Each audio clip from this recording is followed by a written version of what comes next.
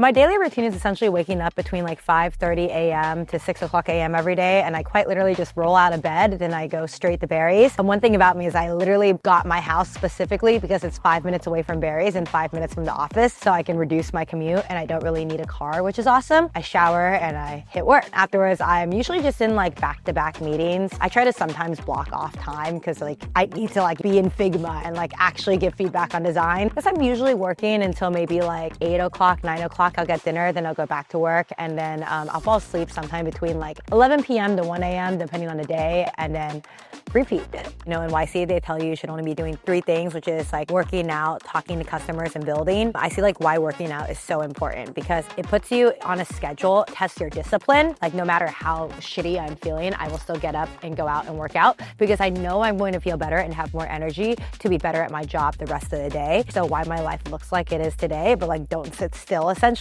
I don't waste time scrolling through TikTok, watching TV, watching movies, etc. And I think by not sitting still, I've been able to really be efficient with my time and invest it in things that make me happy.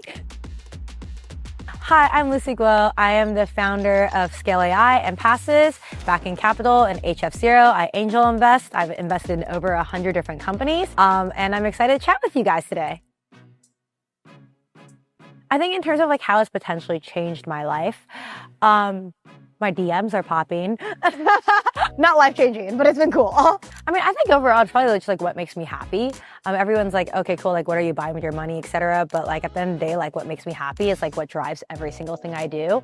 Whether it's like, you know, building Passes because it makes me happy because it provides challenges in my life, but I also get to like, you know, change people's lives. So at Passes, we're building infrastructure for creators to monetize their brand. So I think when you look at the largest creators, they really are like unicorns. For example, Kim Kardashian built Skims, Logan Paul built Prime, Mr. Beast with Feastables. I'm excited for us to eventually build a unicorn creator.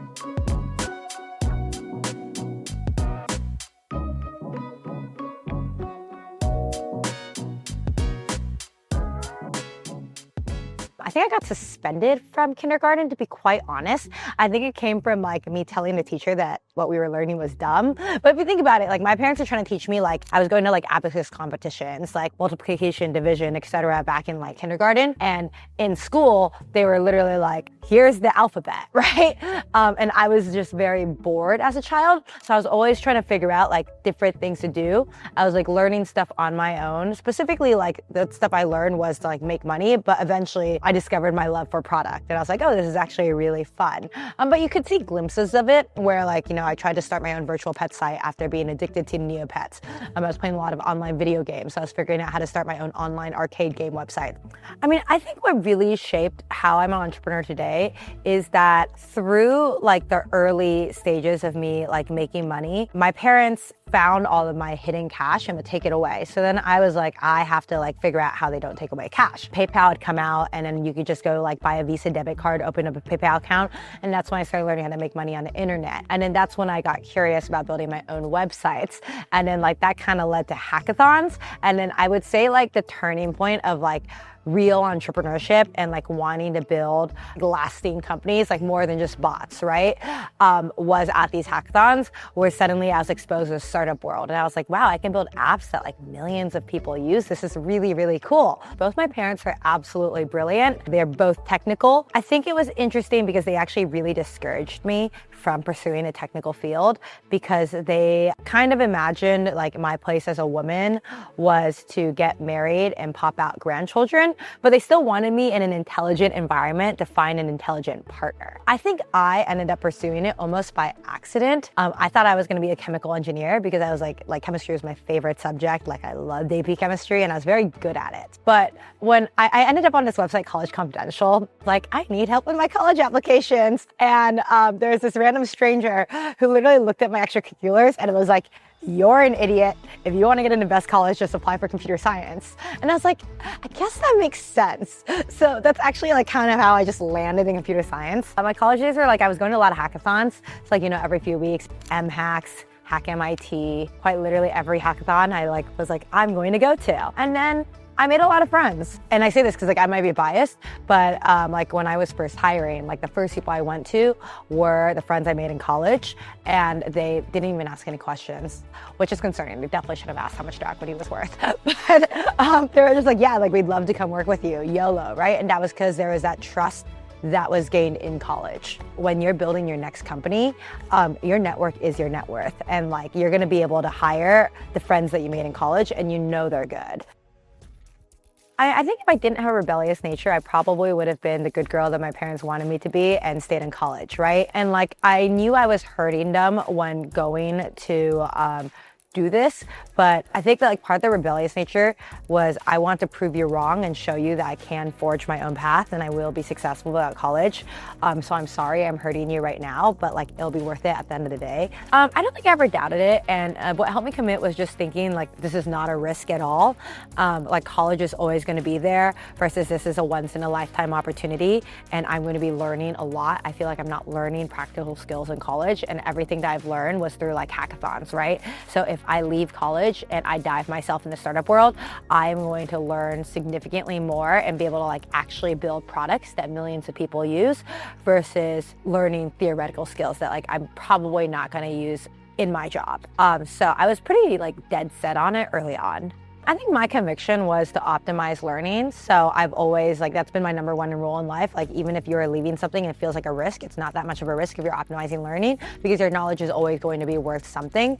And the more knowledge you gain, the more valuable you are later on in life. I think the reaction I got from most people was, you're a fucking idiot. From my parents to my friends to like people who didn't know me, people were just like, yo, like, what are you doing? A lot of it stemmed from the fact that I actually only had 4 CS classes left to graduate, but like 1 year left, right? So I think the like risk mental calculation didn't really make sense for others. But for me, I was like, I'm losing time, right? But like, what's the worst case scenario? I take a job. What's the second worst case scenario? I go back to college. I chose like to optimize for that learning and like optimize for being in a network of like extremely ambitious, intelligent people.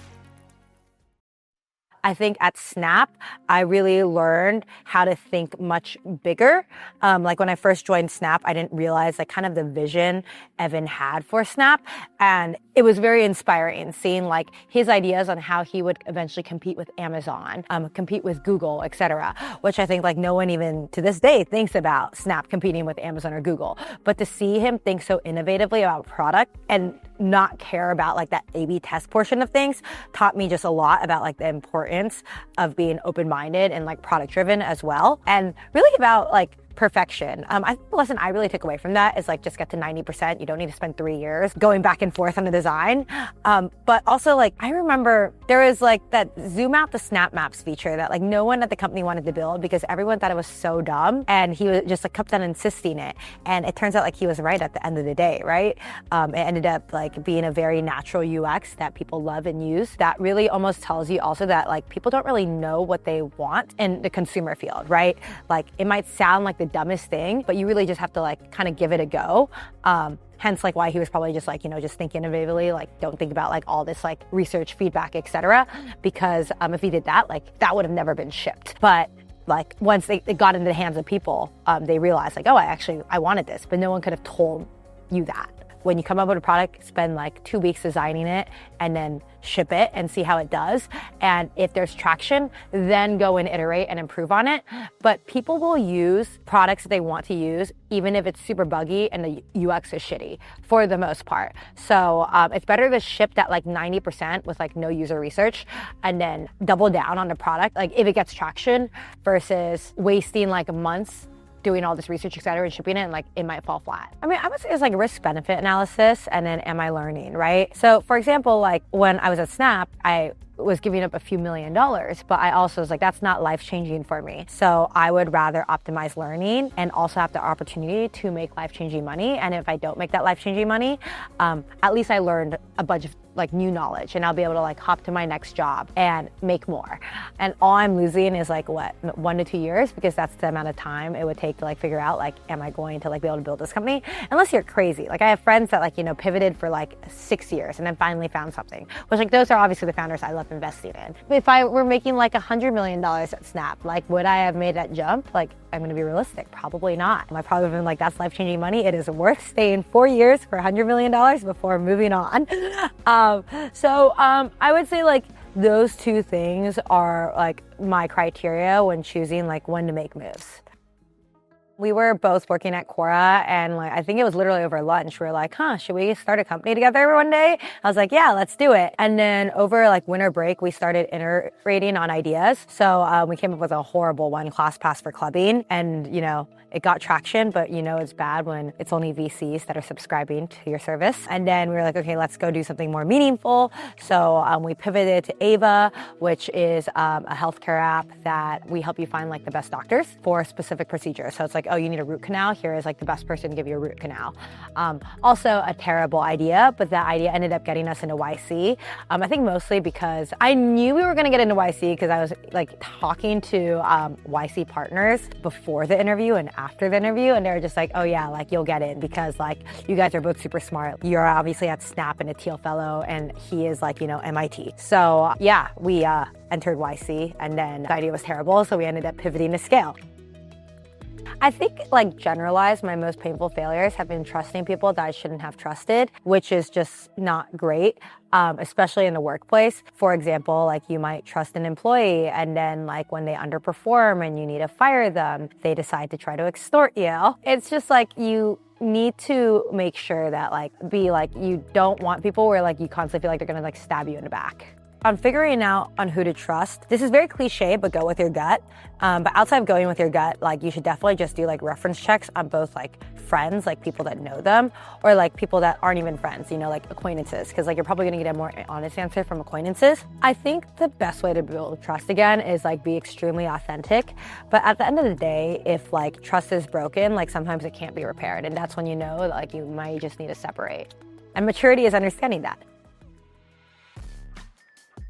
I think the team self-motivates themselves, but it's innovation. When they see that like we can ship a product in 2 weeks and it takes a large company that's stagnant like years to ship a product, that's extremely exciting for the team, especially when like you tie that product to actual revenue numbers. And I think it's just constantly emphasizing that. And I think that's why a lot of engineers choose to work at startups instead of larger companies, because they feel like they have more impact. Impact is what motivates them because they're not going to get that same impact at a large company. Leaders need to be doing IC work as well, because the only way you can judge people on like their actual job is if you do the job yourself. And like really it's all hands on deck, like nothing is too big to be done. So for example, like everyone was on intercom when we got a pilot for like a new customer. Quite literally we'd have a war room with like engineers like me, etc., and like we'd all be labeling that data and making sure it's perfect. We really emphasize like nothing is below you. You're gonna do what's best for the company, and if like your time is best being spent like helping close this deal, then like you're going to do that. So let's say you're running customer support and you're not doing the customer support tickets yourself. You're not gonna know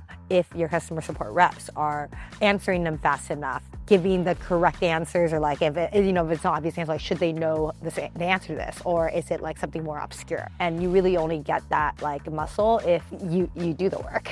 I think the number one thing I look for is like intelligence and hard work, because you can be the smartest person ever, but if you don't work hard, you're going to not impact a company. Hard work is extremely important to me, especially because like with creators, we're very creator first. That's our culture, which means that like because creators can be 24/7, we need to be 24/7. Like if a creator hits me up at like 2 a.m. like about a bug, I'm proud to say that I can call my engineers and one of them will pick up and fix that bug at 2 a.m., which is incredibly important in an industry like this. And I look for people that are willing to like go the extra mile. That's not saying like you have to work every weekend, but like if needed, like are you going to show up?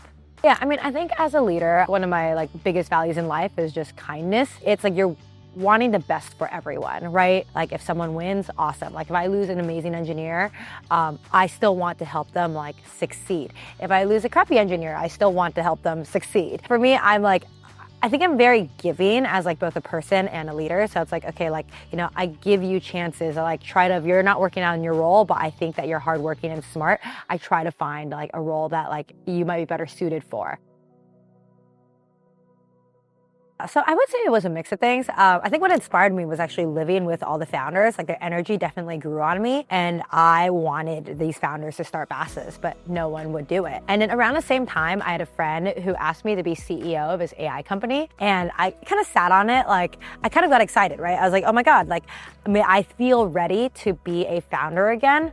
Because I think a lot of the reason why I didn't do it sooner was because I was scared of failure. But I finally got to a point where I was like, you know what? If I fail, whatever. It doesn't matter. Like my life is going to be fine. Most people don't build 2 successful startups, but like don't be scared of failure. Just go and do the thing, right? And I didn't feel like doing an AI company. Again, to be quite honest, I was like, I did B2B enterprise. I know how it works, but I would rather like, if I'm doing a second company and like risking failure, at least have fun doing it. And I had always been attracted to consumer. You can see this with like a bunch of different like random apps I had made. Snap was like one of the most fun experiences of my life. So I like just knew I wanted to do consumer. And I had been sitting on this idea for a little bit. So I was like, okay, like let's see some competitors out there. And really you could only find like Patreon. They've existed for a decade. And I saw like an opportunity in the market. I was friends with a lot of creators. I lightly asked my creator friends, like, hey, if I were to build this, would you use it? So, you know, like selling before building, they're like, absolutely. I was like, great. And then I just talked to my LPs and they were like, here's money. Go build. So it all happened really quickly. Like I would say within the span of like 24 hours of my friend asking me to like be CEO of his AI company and me having like commitments. So the future I see for the creator economy, I think that like AI is really going to help creators be co-pilots. I see more creators becoming entrepreneurs. More kids want to be creators than ever before. So I think the creator economy is going to grow, but also everyone, the creator marketing spend is going up in like pretty much every country. And I think this is due to the fact people are realizing like their audience and like the like reach you get is much stronger spending it on creator marketing versus on ads. So I think because of this, we're going to see more creators work so closely with brands that they're essentially considered co-founders or start their own brands, which is why I think like unicorn creators are possible. And like we're excited to help them either get access to the best brands and like get that equity for long-term generational wealth, or if it makes sense to like help them build that next product. I think if 20-year-old me could go back in time, I would stop complaining about some of the people I work with and just start really like getting to know them better and uplifting them. Why do I think so?